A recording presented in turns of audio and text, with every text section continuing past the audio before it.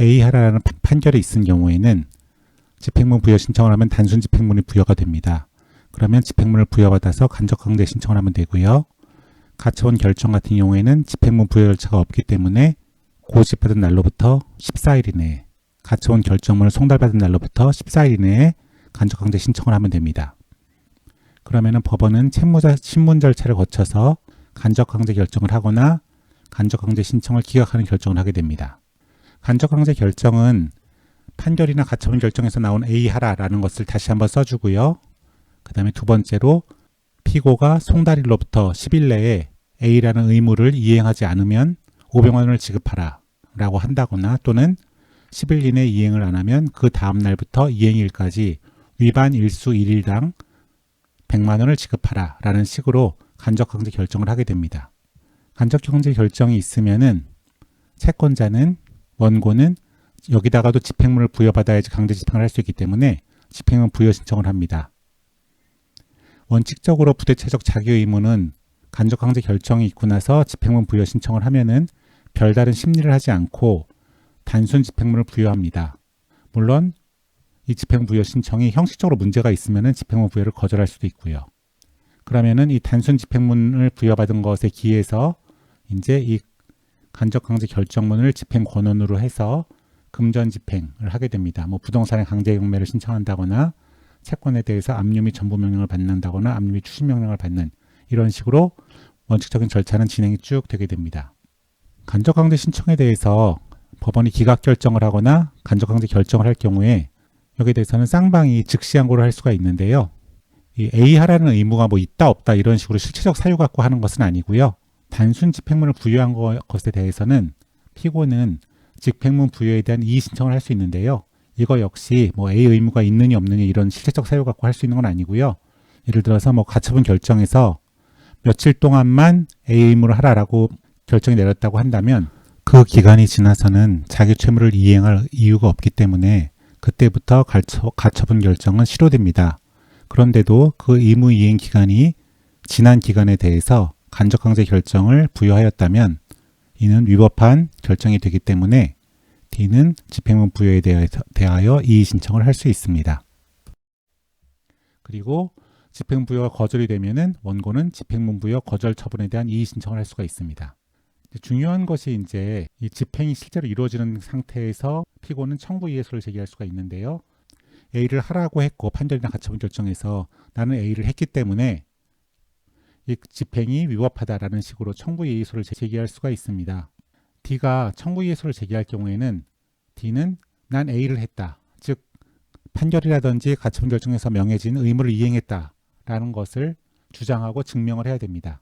그리고 간접강제 결정에 대해서도 청구 이의소를 제기할 수가 있긴 있는데요. 이때 그 청구 이의소는 나는 간접강제 결정에서 명한 배상금을 지급했다라는 사유이기 때문에 A를 갖고서 뭐 다투는 건 아니죠. 그냥 배상금을 지급했기 때문에 간접강제 결정이 효력이 없다라는 식으로 청구 이의소도 제기할 수가 있는데요. 중요한 것은 이거죠.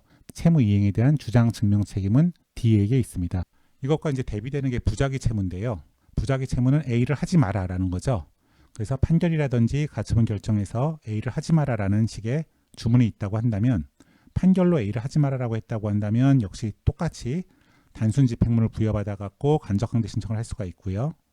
가처분 결정이 있었다고 한다면은 D가 하지 마라라고 명했음에도 불구하고 한 경우 D의 의무 위반일로부터 14일 이내에 간접강제 신청을 해야만 합니다.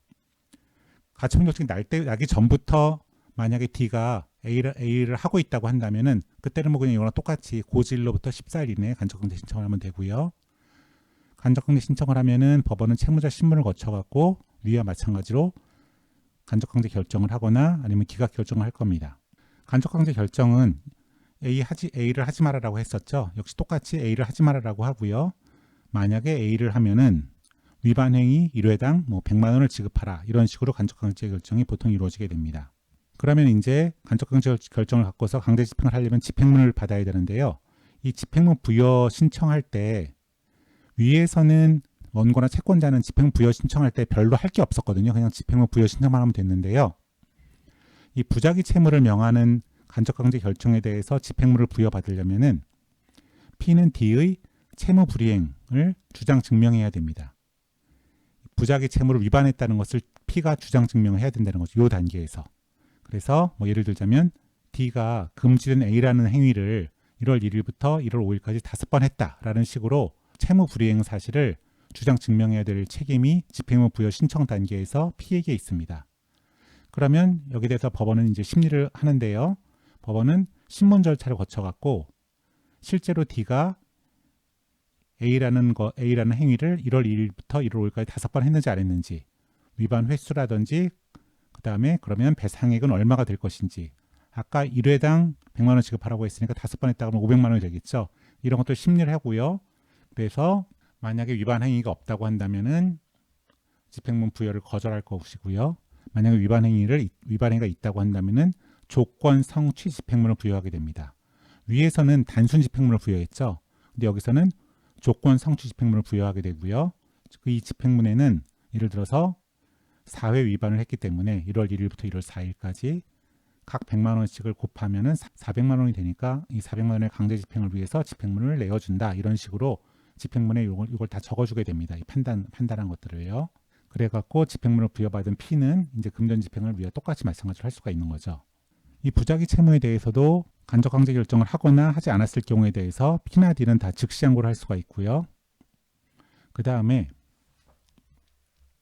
집행문 부여를 거절한 경우에 P는 조건 성취, D의 채무 불이행이 있다는 것을 주장하면서 집행문 부여의 소를 제기할 수가 있습니다. 위에서는 집행문 부여 거절 처분에 대한 이의 신청을 할 수가 있다 그랬는데요. 밑에서는 집행문 부여의 소를 제기할 수 있다는 점에서 차이가 있습니다.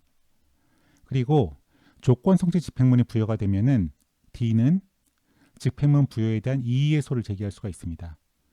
이의의 소의 이유는 그러겠죠. 나는 A를 한 적이 없다. 이런 게 되겠죠. 아니면 나는 1월 3일부터 A를 한 적이 없다. 이런 식의 주장 증명을 하면 되겠죠.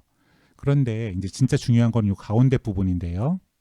이렇게 부대체적 자기 채무의 원칙적인 모습은 이런 식으로 흘러가고 부작위 채무의 강제 집행은 이런 식으로 흘러가는데 부대체적 자기 채무 중에서 특수한 것들이 있습니다. 이거는 2020-229987 판결에서 나온 법리인데요. 간접 강제 결정에 조건이 붙어 있으면 이 원칙과 다른 식의 결과가 나온다고 판시를 했습니다. 이 간접 강제 결정에 조건이 붙어 있다는 것은 어떤 경우를 의미하느냐? 첫 번째로 채권자의 행위가 선행되어야 채무자가 이행 가능한 채무가 있다. 이런 채무에 관한 간접 강제 결정은 조건이 붙어 있는 거기 때문에 이런 식으로 진행되면 안 된다라는 것이고요. 두 번째로 이런 채권자의 행위가 선행되어야 채무자가 이행 가능한 채무가 아닌 채무, 이거랑 똑같은 채무이긴 한데 만약에 간접 강제 결정을 할 때 법원이 위반 일수 1일당 100만 원을 지급하라라는 식이 아니고 위반 행위 1회당 100만 원을 지급하라 라는 식으로 간접 강제 결정을 한 경우에는 조건이 붙어 있는 게 돼서 이것과 다른 식으로 강제 집행이 이루어진다라고 판단을 했습니다. 이 두 가지 경우에 일단 간접 강제 결정이 있기까지 절차는 이거랑 똑같습니다. 고지일로부터 14일 이내 해야 되고 이런 것들은 이거랑 똑같은데요. 간접 강제 결정이 있은 후에 집행문 부여 신청 단계에서는 원칙적으로는 아무것도 할 게 없이 그냥 신청만 하면 됐는데요. 이런 특수한 경우에는 집행문 부여 신청을 할 때 P가 D의 채무 불이행을 주장 증명해야 됩니다. 이 밑에 거랑 비슷하게 진행된다는 거죠. 그래서 P는 D가 A를 1월 1일부터 1월 5일까지 A 하라라고 했는데 D가 A를 1월 1일부터 1월 5일까지 5일 동안 안 했다라는 것을 주장 증명해야지 집행부여 신청할 수가 있고요. 그리고 위에서는 심리를 안 했는데 이 경우에는 법원은 신문 절차를 거쳐갖고 위반 횟수, D가 A를 얼마 동안 안 했는지, 실제 안 했는지, 그리고 배상액이 얼마인지를 판단하게 됩니다. 신문 절차를 거쳐서. 그래서 집행부여 거절을 하거나 조건 성취 집행문을 부여합니다. 위에서는 단순 집행문을 부여했는데요. 밑에 부작위와 마찬가지로 조건 성취 집행문을 부여해서 집행문에다가 400만 원 해갖고 1월 1일부터 1월 4일까지 4번 위반했고 한 번당 100만 원씩이니까 400만 원이 된다. 그러니까 이 400만 원의 강제 집행을 위해서 집행문을 내어준다라는 식으로 조건 성취 집행문을 내어주게 되고요. 그 다음에 간접 강제 결정에 대해서는 즉시 항고할 수 있다는 건 이 세 가지가 다 똑같고요. 집행문 부여 거절을 하면은 P는 이것과 달리 위에서는 원칙적으로는 집행문 부여 거절 처분에 대한 이의 신청을 해야 되는데 밑에서는 집행문 부여의소를 제기해야 되고요. 그 다음에 조건성취 집행문 부여한 거에 대해서는 D는 위에서는 집행문 부여에 대한 이의 신청을 했는데 집행문 부여에 대한 이의소를 제기해서 나는 A라는 의무를 1월 1일 이행 완료했다라는 식으로 주장 증명을 해야 됩니다. 그리고 이거에 근거해서 이제 금전 집행이 이루어지고요. 이런 청구 이의소는 여기서는 없게 됩니다. 그러니까 부대체적 자기 채무는 원칙적으로 쭉 편안하게 가고 2단계에서 D가 난 A를 했다라는 것을 주장 증명해야 되는데 이 특수한 부대체적 자기 채무의 경우에는 여기까지는 쭉 똑같이 가다가 집행문 부여 단계부터 채권자가 이거를 이제 P가 이걸 다 주장 증명해야 되고요. 그래서 조건성취 집행문이 부여가 되면은 A를 했다 안 했다를 이 단계에서 D가 또 집행부에 대한 이의소를 제기해서 이행 완료했다는 것을 주장 증명해야 됩니다. 그러니까 이 부대체적 자기 채무의 특수 형태에서는 여기까지는 위랑 똑같지만 여기서부터 집행 부여 신청 단계부터는 부자기 채무를 거꾸로 놓은 것과 똑같이 됩니다. 그래서 어떤 부대체적 자기 채무가 있을 경우에 이것이 원칙적인 형태이냐 아니면 특수한 형태냐를 구별하는 것은 굉장히 중요합니다. 집행 부여 절차도 완전히 달라지고 다투는 방법도 완전히 달라지기 때문에 어떤 게 원칙적인 경우에 부대체적 자기 채무고 어떤 게 특수한 경우에 부대체적 자기 채무인지를 구별하는 것은 굉장히 중요한데요. 예를 들어서 어음을 발행하라라든지 A하라라 그랬죠. 어음을 발행하라. 정정 보도문을 일간지에 게재하라. 비밀번호를 해제하라. 이런 것들은 그냥 원칙적인 A하라라는 단순 집행문을 부여하고 단순 집행문을 부여하는 그런 부대체적 자기 채무에 해당됩니다. 반면 말씀드렸듯이 이런 어떤 부대체적 자기 채무라고 하더라도 만약에 간접강제 결정을 법원이 함에 있어서 위반 일수 1일당 100만 원을 지급하라 라고 하지 않고 위반 행위 1회당 100만 원을 지급하라고 하면은 A 채무에 해당되는 이런 채무들도 이 부대체적 자기 채무 특수형에 해당되게 됩니다. 그러니까 간접강제 결정에 조건이 붙어있는 경우에 해당돼요. 그러니까 요것만 갖고는 판단할 수 있는 건 아니고요. 요거가 이런 어떤 채무가 있고 한꺼번에 얼마를 지급하라라고 하면은 뭐 분명히 요거는 이제 원칙적인 모습이 될 거고 위반 일수 1일당 100만 원을 지급하라라고 해도 이런 모습이 될 것입니다.